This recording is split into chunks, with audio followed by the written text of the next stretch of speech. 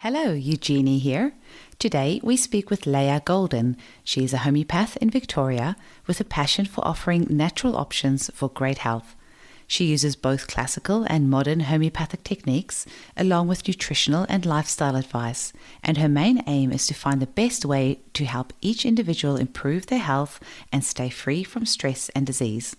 So if you recognize her surname, Golden, you might know that she is the daughter of Dr. Isaac Golden, who is one of Australia's most experienced homeopaths and world authority on homeoprophylaxis. And she has had the opportunity to work alongside him for many years. And homeoprophylaxis is also an area that Leiah has continued to specialise in. So I have to apologize for the episode cutting out right at the very end. So we had a terrible internet connection and luckily was able to edit out most of the lags in the connection. So it makes for easier listening. We cover some controversial topics in this episode, and I just want to make it very clear that we are absolutely pro-choice on all fronts and support our clients in whatever their health decisions are. So we hope you enjoy this episode. Thanks for listening. Welcome to the Homeopathy Hangout podcast, where we discuss all things homeopathy from around the world. And now, your host, Eugenie Kruger. Hello, everyone, and a very warm welcome to Homeopathy Hangouts. Today, we are hanging out with homeopath and mum, Leiah Golden. Welcome, Leiah. Hi, thank you. Thanks so much for having me today. It's a pleasure. So I'd love to hear your story. I think I know how you might have found out about homeopathy, but I think maybe the general public might not. Can you tell us how you got into homeopathy? Yeah, so my story doesn't have one of these sort of amazing, miraculous cure kind of stories, which I love those ones that just inspire people from totally other lives and areas of work to become a homeopath. So mine was a pretty simple journey there, because my dad's a homeopath. And so I grew up with, I was homeopathically immunized. I used only homeopathic medicines. Oh, no, we used some herbal medicines too. And, of course, I'm sure there was times that we would have used Western medicines if needed. But it was just second nature to me to always sort of think of medicines being these delicious little white pills.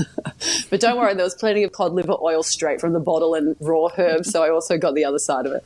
And so I always actually knew I was going to be a homeopath. I knew it from when I was really little. I remember sneaking into my dad's office when he wasn't around and pretending to make up remedies and eating them, of course, all the pills.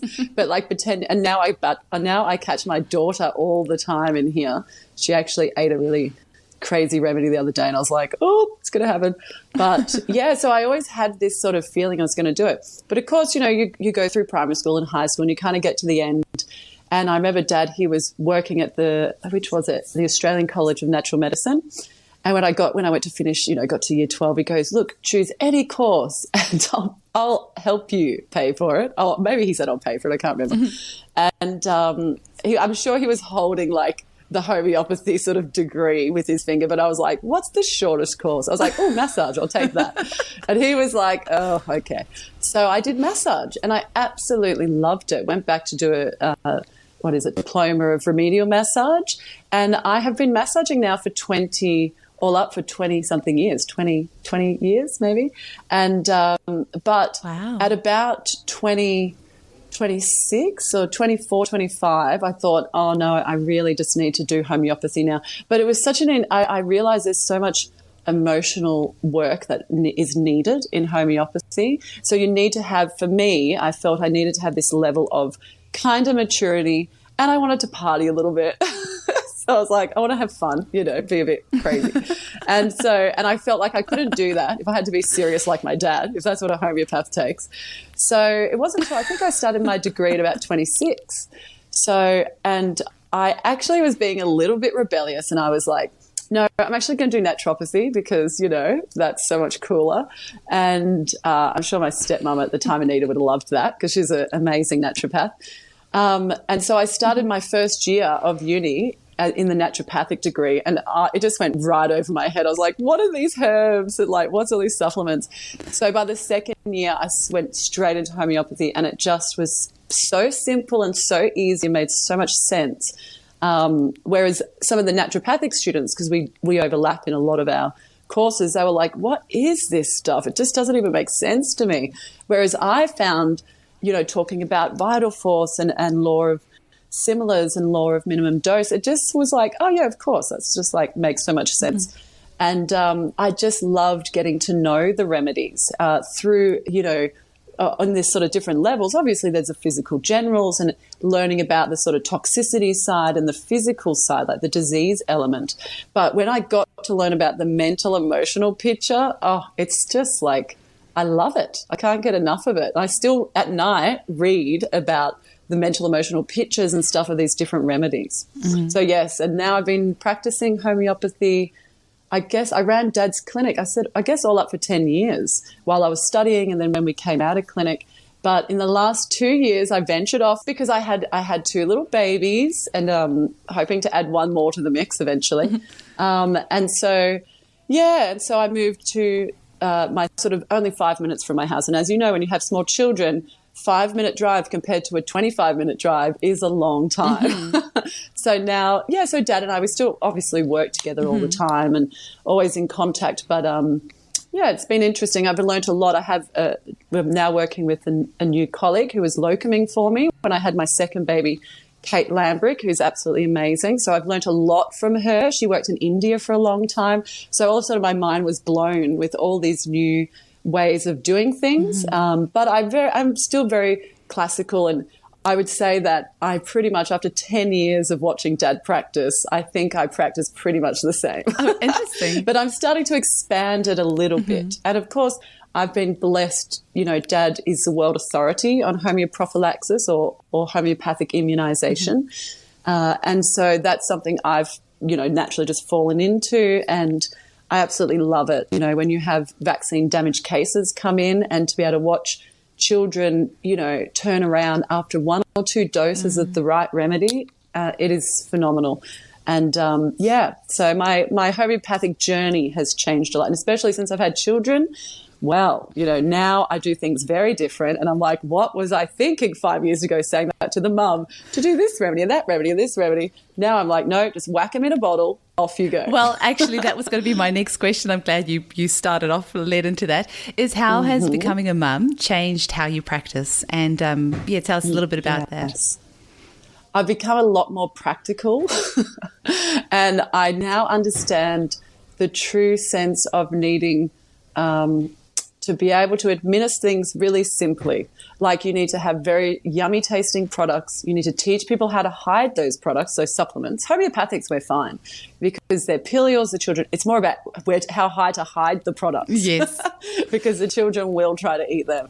But certainly it's just giving me this understanding of, the reality of parenting and being really sleep deprived and needing to explain things very simply and always writing down notes in very simple terms because you're so busy and children are screaming and crying and unwell and you're thinking, oh gosh, what did she say? And oh, what was that remedy? And so, yes, I definitely get it. So that's been one part, is I've certainly just simplified things because that's where I'm at. Things need to be explained to me when I haven't slept for a couple of nights because I've got a sick kitty and, I don't use I've never had to use Panadol, so my children have to suck it up a little bit. Obviously, the homeopathics are great. They do help, but they probably feel they're teething a little more than some other children may.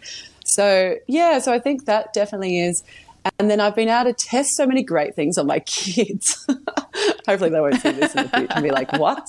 But I've been able to trial a lot of things that I'd never thought I would knew, and that has led me into the world of blending.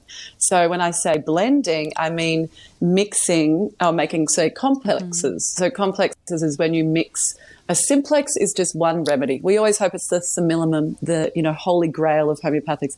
But complexes is when you're mixing 2 or 3 or 4 or 5, even 7, that sounds like a lot, but even 7 remedies into the one bottle.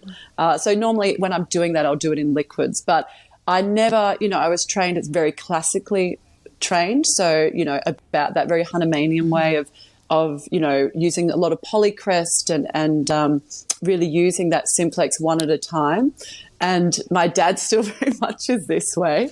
And a lot of homeopaths, I still am in some, but certainly in chronic cases I am. But now, since I've had kiddies and I've had, one had hand, foot and mouth, I've had, my little one got croup the other day. And I am throwing remedies in that bottle and they're working. Absolutely. So that's really blown my classical mind a little bit, because I was really in that line of try to always get that one remedy. But when you've got a kiddie and you're in the bathroom with the steam on at 2 a.m. and they're not breathing well, the other day, my son came up with a bit of croup. Now, I had croup growing up, and I have to say, Dad just gave me Aconite 200 and it worked. It really, he didn't use a complex.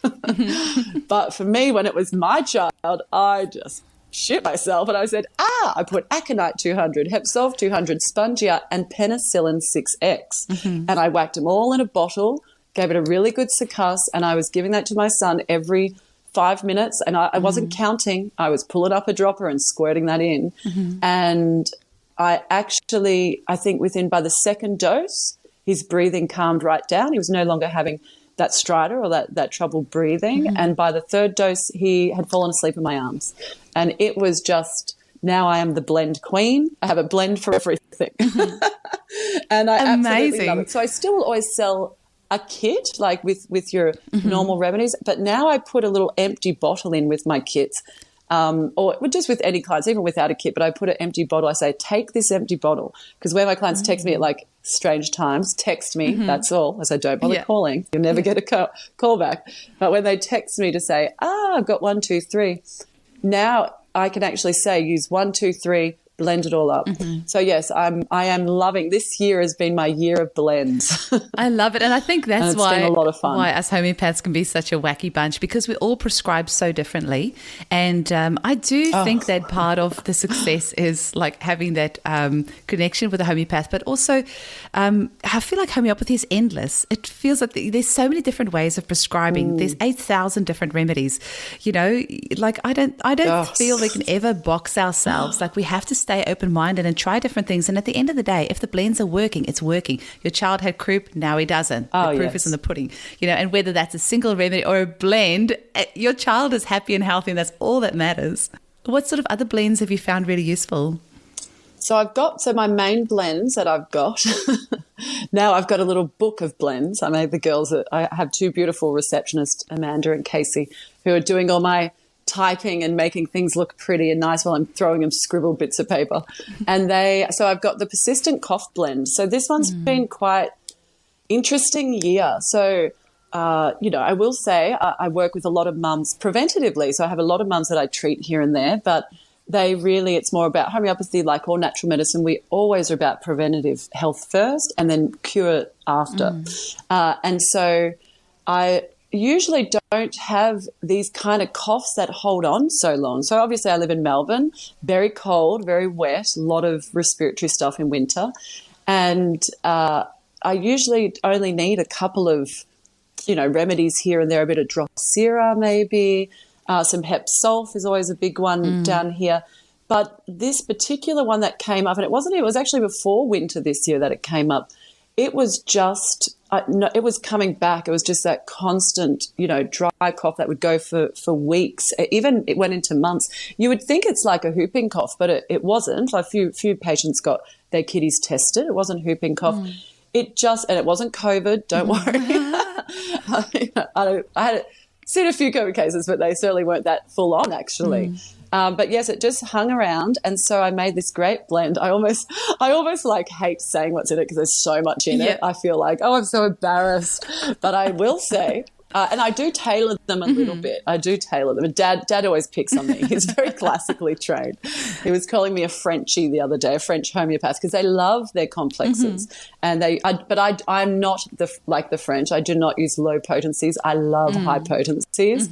I am not scared to use 200s, 1Ms. Like I will, for acutes, I don't mind. Maybe I'll just say what's in this one. So I put in Hepsolve, Aconite, Pulsatilla, Penicillin 6X, and then I actually put in Basilinum in a 1M. So Basilinum is a very it's a great remedy, very deep acting type remedy. It's a no-so, so a remedy made from diseases. And it is one that has been used for sort of that chronic cough when it's sort of really holding in there. So that was a really good blend. And of course, I've been adding in my favourite remedy, which is actually a homeopathic remedy called Notikel, and it's a homeopathic potency of penicillin in a 6x. And I have been adding this to a few blends actually because I've just been needing it this year. So yes, the persistent cough blend has definitely been a hit. Okay. I was just going to say that this winter has been, and as you said, almost before winter. I mean, we've had the wettest July in Perth that we've had in 20 odd years, but I do think there are more factors to this cough that's just been going on. Yes, same. Clients of mine who have kids who are so healthy and never have issues with coughs have actually really struggled this past 3 or 4 months with coughs that are just not going away, and loads of weird symptoms. Sorry, I don't have any other better way to describe it, but weird symptoms. People who just don't normally get sick are getting all sorts of weird things happen to them. And I'd love to have a chat with you about that and your thoughts about why that might be. Oh, yes. I feel like we're all thinking a similar thing. So, yes, I would happily, it's good to talk about hot topics. We all love having great blends and knowing all these great tips and things. And I'd happily share, different blends that I've had success with anyone if they ever wanted to know. But yes, this last few months, it's been a bit of a strange time. The amount of symptoms that we're seeing from menstrual stuff, which has just been through the roof, to kids stuff as well. These coughs, like you said, exactly the same down here. And it's all been in this kind of group time. I think the stress of lockdowns and just COVID in general and politics has really affected children collectively. They're a lot more dynamic. Their vital force is a lot stronger. It's not as suppressed as adults, They haven't had years of suppression through different means. And so I think they're picking up, getting a lot more children having night terrors and stuff. So I think there is that collective side. But I will have to tread lightly on this topic because it is one that we have to be careful about not ever trying to sway someone's decision making when it comes to vaccination, homeopathic immunization. I'm very pro-choice, with everything. But being, working with Dad for so long and specialising in immunisation for so long, I also do pre- and post-vaccination and vaccination support. So for little children, particularly for this current vaccine that's out, we're doing some great protocols for people who are getting the vaccine but wanting support. But alongside that, one of the biggest things I'm seeing in the clinic is this spike protein transmission. Now, I will say, a lot of people are saying this doesn't happen. A lot of people are saying it is. We're not meant to use the term shedding, truly, because shedding is a term coined for live virus vaccines that shed. And that is very common knowledge. No one will deny that anything with a live virus can shed. Well, even when you're sick, you shed. So the body needs to clear viral matter or bacterial matter. It comes out of your breath, it comes out of your pores, through your elimination channels. So there's no denying that there is this element of saliva, this element of shedding, although you hope you're not getting too many other people's saliva. There's this element of shedding. With this vaccine, what we've noticed, we all know it's a different new technology it's not that new, but it's new to humans, this technology.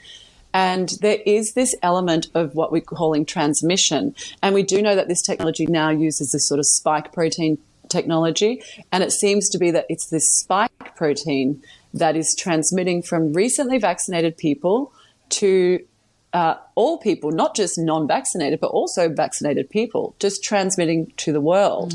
And I would say it's a tricky one to be able to tell if it's something that happens for a day, for a week, for 2 weeks. The one thing I am saying is, regardless of when someone had a vaccine, if they're still a bit unwell, and it's very normal to become a bit unsettled, we see it in children after a vaccine, but certainly this vaccine, some people, like all vaccines, like the flu vaccine, some people can be reactive to it. So if someone is still unwell a few weeks later, so I mean still tired, still got a numb arm, still feeling a bit, fatigued or a bit nauseous, you have to assume their body is actually still producing that spike protein and having that immune response. Therefore, they would still be transmitting it, and the body would still be trying to eliminate it, the excess of the toxins. So, yes, unfortunately, I had a very unusual, and I hope none of my clients are listening, because I love you. I'll continue to massage you, but I'm still doing a little bit of massage.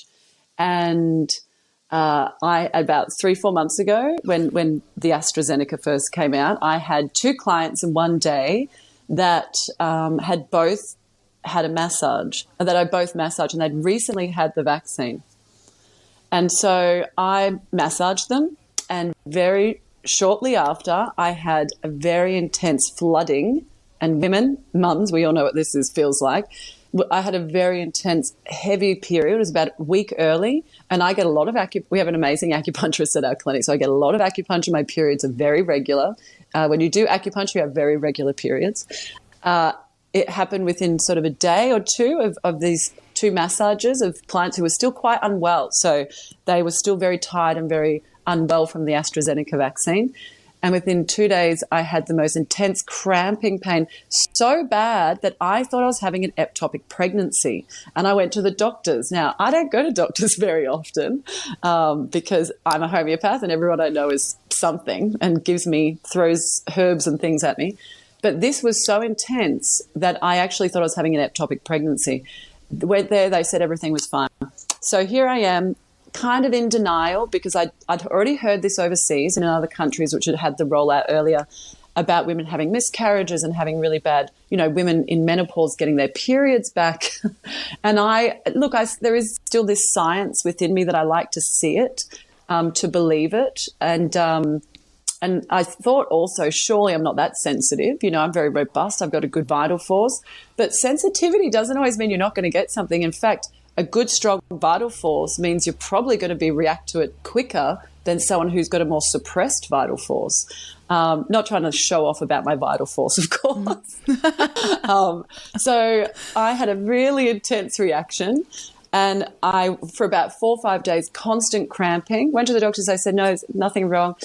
I was always like, oh, damn, I wasn't pregnant. When you're trying for a baby, you're like, every day you're like, I better be pregnant. Finally called up my dad, and no one wants to tell their dad about their menstrual cycle. But I was like, Dad, is this real? Is this spike protein transmission? Is this real? Could people have such a strong reaction? Told him about my response, and he said yes. And I was like, oh, shit, I should have asked you a week ago. But I was trying CPR. I was trying all these different ones to help with the cramping and the pain. Nothing was working. Finally, he told me about the Buthus australis, so a homeopathic potency of scorpion. So I think it is derived from the toxins, if I'm correct. Mm-hmm. And, of course, we know with homeopathy so many of our best remedies are made from poisons and heavy metals and diseases. Some of our strongest remedies come from very unusual sources. And so I took a dose. So I drove up, because Dad doesn't live far from me, drove up to his house and took a dose, and within 10 minutes, the pain subsided. And I didn't need a dose for the rest of that day. And then I had another dose the next day. And within a little while, it was all clear.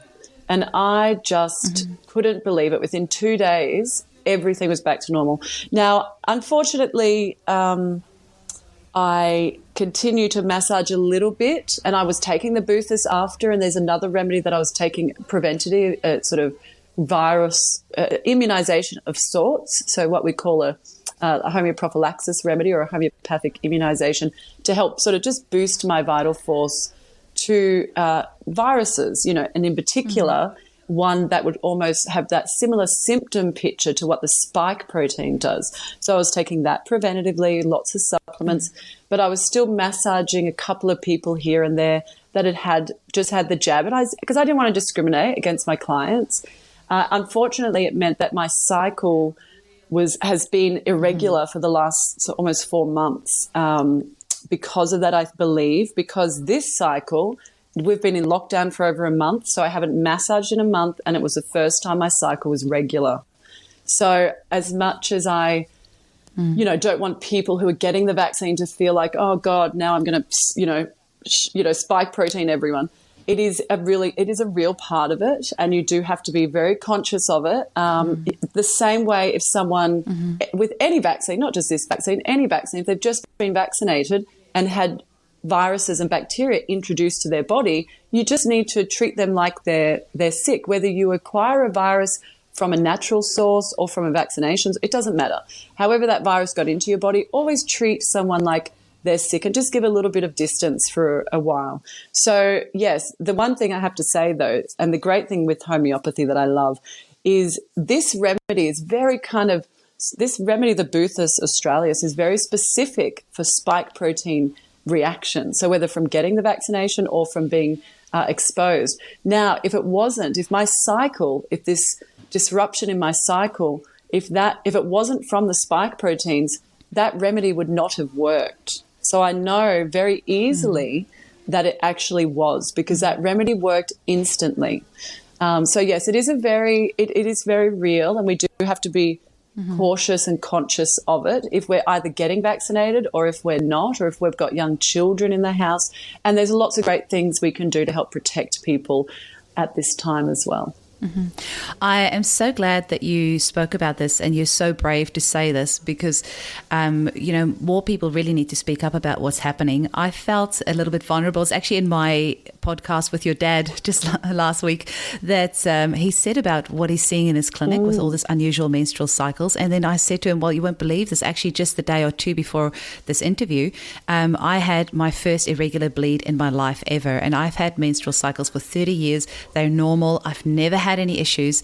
And then I have had some clients in the clinic who have recently had the vaccine, and my period was 11 days early. And it was, I'm not going to get graphic on the podcast, obviously, because it's a very personal thing, but it went on for much longer than usual. The flow, the color, the consistency, I have never had in 30 years of having my period. So, and I was shocked, just like you, because I have a very strong vital force. I'm not somebody that gets sick easily. I'm not affected by things easily. I can, I don't get tired easily. I can go.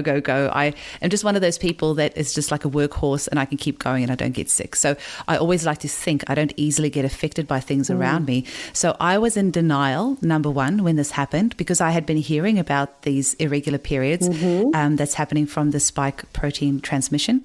But I was like, this isn't going to happen to me. I've got a strong constitution. And when it happened, I was trying to find every other excuse, for why it wouldn't be that, thinking maybe it's this, maybe it's that. But the reality was, it was definitely a transmission symptoms. The other thing that I've seen a lot of is spontaneous nosebleeds. And I had one of my clients just the other day. She had nosebleeds the entire weekend. And I said to her, have you ever had this before? And she said, no, I've never had nosebleeds. And I said, have you been around somebody who has recently had the COVID vaccine? And she said, yes, I went away for the weekend with my parents who have both just had the vaccine. So how do you not put two and two together? I mean, you have to be completely blind not to start asking questions about what is going on.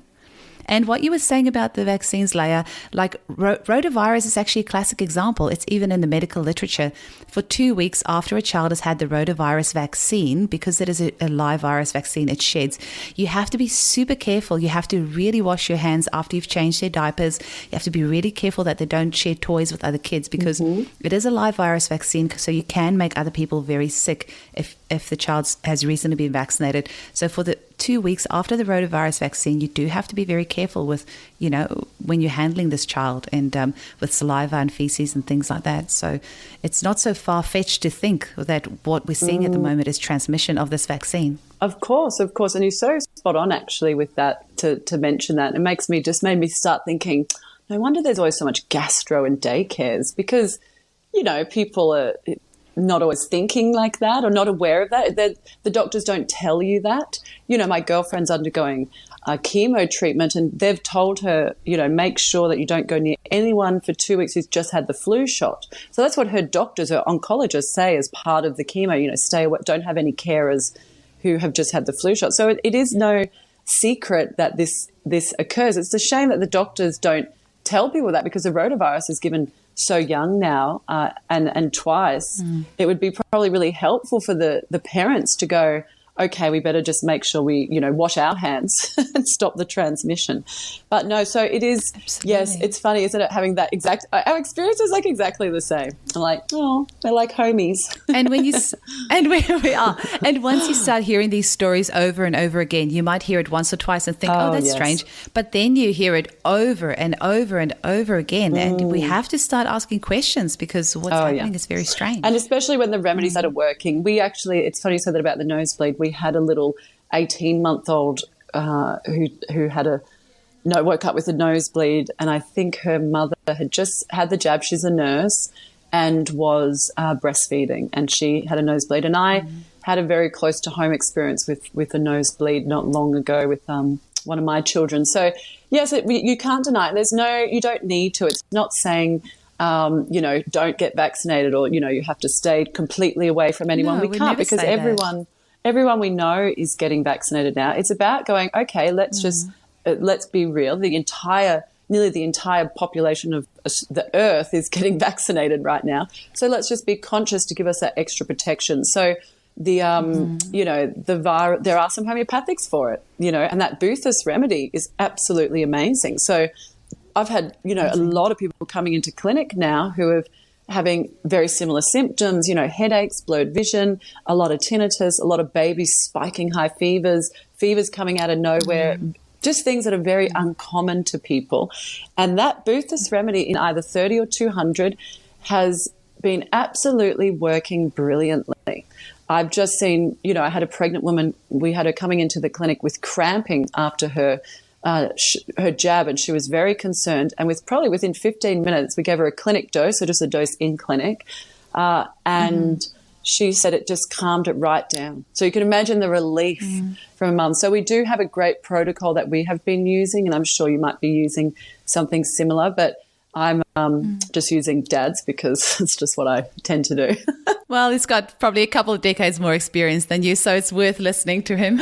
I'm like, he's done all the hard work. I'll just sort of ride on that. So we have a remedy that we get people to take once a week, which is a complex, really good remedy to help just boost your immune system against viral matter, let's say.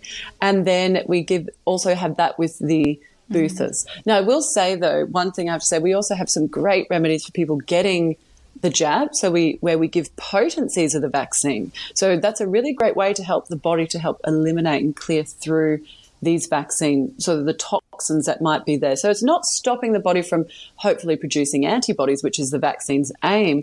It just helps the body to work through and detoxify out the drug. So the stuff within the drug that's resonating at a more toxic or negative level. And so we give potencies of it, and we also, of course, give a potency Arnica 1M, which we know Arnica is an amazing hemorrhagic remedy, and it's really good to help prevent against blood clotting. So we have, some protocols. Most homeopaths have got very similar protocols, and it is working beautifully. I have to say, we've got a lot of people who are on these protocols while they're getting their COVID vaccinations, and they've all done really well. But I will say, it doesn't stop them transmitting those spike proteins. And we've had a few people who they've done really well, but their partner or their baby has felt, a little bit rubbish. And so that's why we have now started to make sure that anyone else within the house is taking the preventative remedies and has that Boothus remedy or other treatment remedies, but particularly that Boothus remedy. It's an amazing remedy. And there's something beautiful about the fact it's a scorpion toxin for a spike protein. I'm like, come on, homeopathy, stop being so cool. So that is, so it's worth just saying this is real, this is happening. Let's just cover everyone. Let's cover the people getting vaccinated and help them work through that beautifully. And let's cover people not getting vaccinated. And even after people have had both jabs, I'm finding that when their work colleagues or they're getting overexposed to someone who's recently been vaccinated, it's flaring up these spike proteins again, and they're having these symptoms. So even though I say, even if you're vaccinated, I'm still recommending people take that homeopathic immunization or that protection remedy to help them after, but they've had both jabs. Absolutely. So I actually saw in the New Zealand Herald yesterday or the day before, there is a lady who has just had 2 doses of the vaccine, and she ended up dying of COVID. So, even if you've had the vaccine, it's definitely worth seeing a homeopath to have a consultation, to just have all that support on all levels. And, VAERS, the Vaccine Adverse Events Reaction System in the United States, they have just had a case logged a month or so ago of a 5-month-old baby who died. It was a breastfed baby, died 2 days after the mum received her vaccines, and the baby died of ITP. So that is a blood clotting disorder that the baby died of 2 days after the mum had the vaccine, and it was a fully breastfed baby. So, it is actually very real because these spike proteins are transmitting. And I think it's going to take several years for us to be able to, analyze all these cases and find out a bit more about the vaccine. It is still experimental, so it's going to be still a few years before we really get to find out the full extent of all of this. So in the meantime, I'm so glad that you've mentioned about remedies that can help people, because the reality is you can say, walk off the job if they're forcing you to get a vaccine all you want. But if that person still has a mortgage to pay, that person still has children to feed, it's just not a reality for a lot of people. They can't just say, no, I'm just going to walk off the job. They still have to put food on the table. So a lot of people are getting the vaccine against their wishes. But if you go to a homeopath, at least a month beforehand, I would say, so the homeopath can prepare your body for what's about to happen, you're going to get a better result at the end of the day. Yeah, and we do. This is with all vaccines. Like I've been doing, since the legislation changed. Actually, that was a big turning point in my homeopathic career. That was pre-children. But I... for many years, we just provided homeopathic immunisation. And I never really thought about pre and post vaccination because no one really ever came to me for it. It was just very much, I would prefer not to vaccinate at this stage. So can we have something else? And homeopathic immunisation is a wonderful option. And so for parents who choose not to vaccinate. And so that's always what I sort of grew up doing as a homeopath. And then all of a sudden, particularly in Melbourne, they changed the legislation very quickly to no jab, no pay. And then eventually they changed it to no jab, no play. And that must have been maybe 6-7 years ago, was it? Maybe 6 years ago, I can't remember now.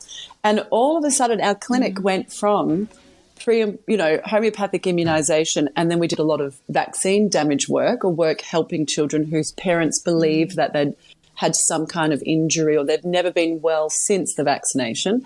And, if a parent comes to me telling me that's what they saw, I believe them. I would never doubt a parent because we spend a lot of time with our children. We know them pretty well. And so I all of a sudden was in this world of vaccine support. And so we came up with a very simple naturopathic program. So naturopaths have been doing this for a long time. And I'm sure homeopaths have either. I had just never done it before. And so now I have I would say it's almost 50-50. My client base, my mamas and dads who come in with children, a bit concerned about the vaccinations, who still want to vaccinate but just want to do it in the safest way possible, and some who don't want to do it but just have to because they need to for financial reasons or, as you're saying, for different reasons. And so we do really good work, and I love to do this pre and post supplementary support, but we also give potencies of the vaccine to take afterwards. And even in little 6-week-old babies, I do this with, and they work beautifully. Of course, I do split the vaccine, so not split them up into tiny little ones, but I do always try to recommend to do, don't do too many on one day. So I wouldn't be doing Prevnar and rotavirus and Infrahexa all on one day.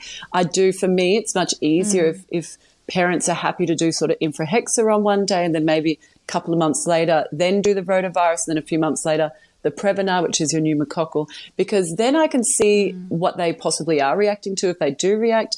But we can also do this really good support work and keep their immune systems good pre and post. So, yeah, there's so much great stuff out there. You don't have to feel like, for me, I think if everyone did pre and post vaccination support with their children and did hopefully try to split the vaccines up a little bit so they're still getting the same amount of vaccines but just in a much more gentle schedule, I don't think I would have as many vaccine damaged clients that I see.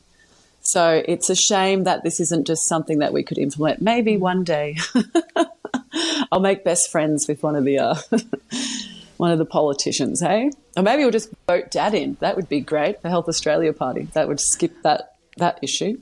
Oh, can you imagine a world where your dad's Prime Minister? That would be amazing. Yes, so always an interesting topic. You could go on and on about immunisation topics in general. They're a little taboo, but important that people do speak out, I think, a little bit about them and about their experiences and feel like they've been heard and not feel like they've just been shut down, because, you know, it really is it really is. People, when they're talking about it, I'm getting a lot of people who are coming in who are having quite adverse reactions to the COVID jab, are saying they're going to their doctors and they're going to hospital and getting admitted, and they're saying, oh, I've just had the jab, would it be that? And they're saying no to them. So people feel like they're almost gaslighting them, to use that term. But it's nice. I think that's why we're getting so busy as homeopaths and natural. Like my clinic has never been this busy, and I'm sure my colleague would say the same. We've never been as busy because people are not getting listened to or believed.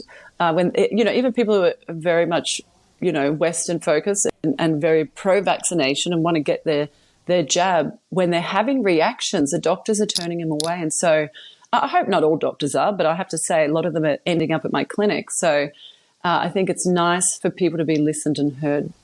Absolutely. And the flip side of that is that there is not a compensation system in Australia. So if you are damaged by a vaccine, there's no way, like you're not going to get compensation for that. So it does make things much trickier. So there's a no fault policy, obviously. So if there is a vaccine reaction, there's nowhere where you can then go and claim to actually get some money to say, if you become disabled after the vaccine and you're not able to go back to your work, where are you going to get that income from? There's no support system there financially to be able to help you.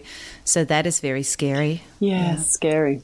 I'm wondering, Leiah, have you got some success stories from the clinic you can share with us? Oh, gosh. So I can happily say I have many success stories, which all practitioners want to say. I've had, one or two failures. No, we've all had a bit of both. Absolutely. My son with the croup, that was a total success story for many reasons, but also for the believability of my husband. So he knew nothing about, he knew absolutely nothing about homeopathy when he first met me, had no idea what it was. And so, or natural medicine for that, just never really thought about it. And so when you see your son, when you see a child not breathing properly, the first thing you want to do is call the ambulance and take him to hospital and get your steroid shot. And look, there's nothing wrong with doing that, by the way. He's like, I am a qualified homeopath, so I'm very confident in my medicines. I've seen him work since I was born. But yes, to see his eyes, how surprised he was to see how quick this remedy calmed him down, because he had the phone. It was like, do I call them? And I was like, step out of the bathroom. You're actually stressing everybody out. You need to leave. But he couldn't believe how quickly it worked. So that was definitely a homegrown success. But I guess one of my favorite cases is a beautiful young 14-year-old right now. So this is an ongoing case.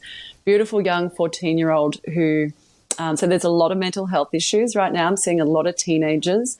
We've had a lot of suicides down here, which is so heartbreaking. Over the last couple of months, there's been a very, very high amount. And some of our clients, it was even their children who had passed away. So it's becoming this is becoming the pandemic down here. It's the sort of silent one that not everyone's seeing. But I had a young girl who was becoming very mentally unwell. And, with lockdowns going, she hadn't been at school for months and starting to talk about suicide and just really withdrawing. And so her parents, they've tried some medications, wasn't quite working, and taking her to a psychologist, which just, she was just getting progressively worse. And so I just said, let's bring her in, let's have a talk.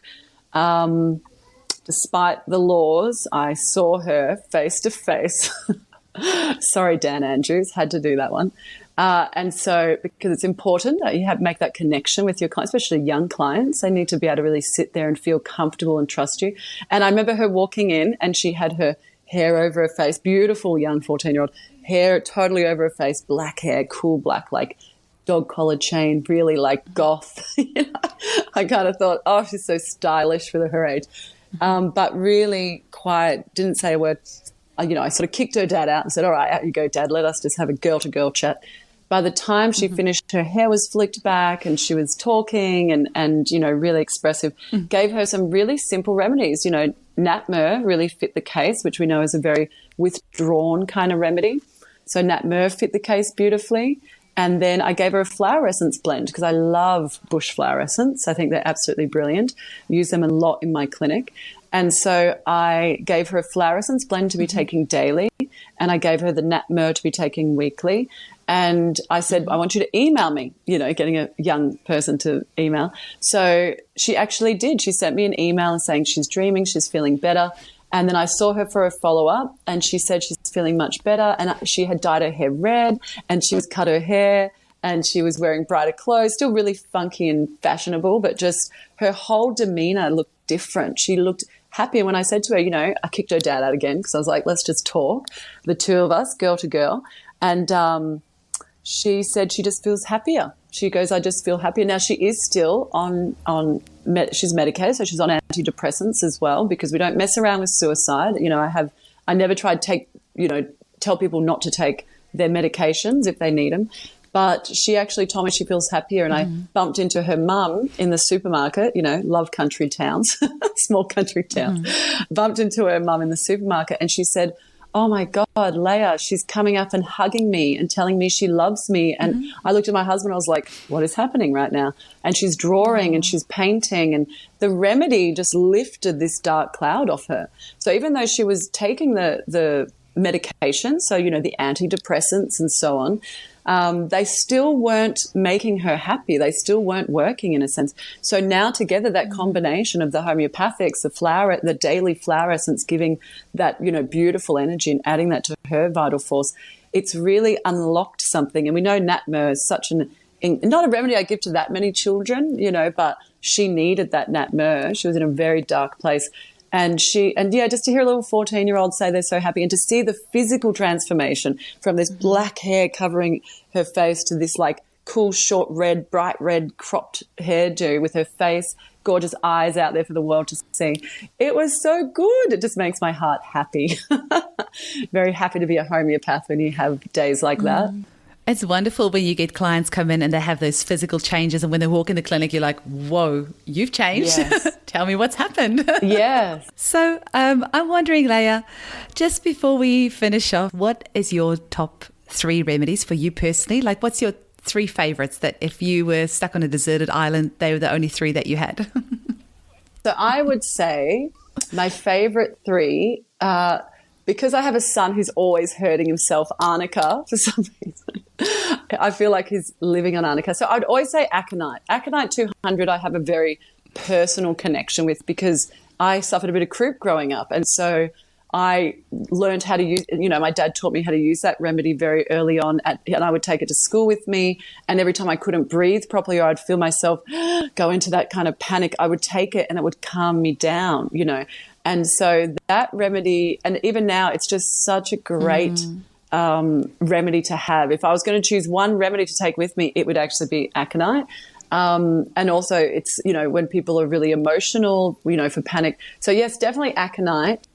I guess arnica. And then I'd want to always put in like an immunization for like my health, because that is such a great way to just boost your vitality. So the 2021 VPN remedy, the one we're actually taking now, I think is amazing. It's actually the third version of this chain of remedies.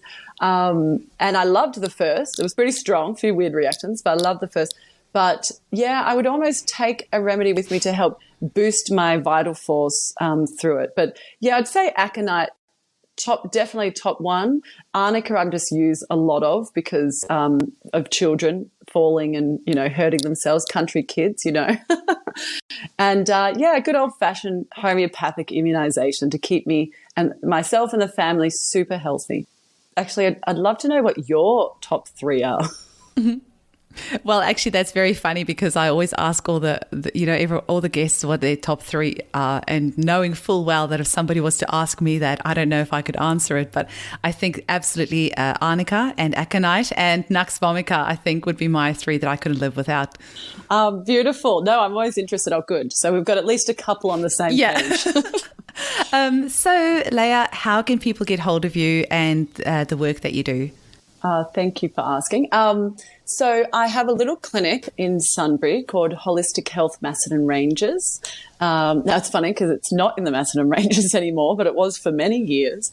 So we have our little clinic, Holistic Health, where it's myself and Kate Lambrick, who's an amazing colleague, and actually now her husband, Mark Lambrick, has joined our homeopathic team. So that's really, we're very lucky.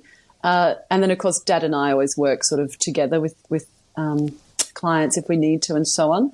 And so I'm there. I do have 2 websites. So I've got Leiah Golden Homeopathy, which is just my own little website, which is just, they're just quite simple. And then, of course, I also have the Holistic Health Macedon Ranges website. So there's a few things there that you might want to have a look at. With the homeopathic immunisation side of things, I usually refer people straight to Dad's website because he's got some good articles and things like that. I like to, fly under the radar. I always say to Dad, you're almost at the end of your career, so you just get out there and I'll just cruise underneath while you're flying high. I'll just be like the little birdie underneath in your shadow so that I can get to 30 plus years of this career. So I do refer to his website for any homeopathic immunisation stuff, which is really good. So my email, and you'll be able to get my email from those websites, the leiahgolden.com or the info at holistic health or whmr.com.au. And so at this stage of the interview, it seems the internet fairies, or I should say internet gremlins, were not playing along anymore, and Leiah and I got cut off. So we actually had a terrible connection for this interview.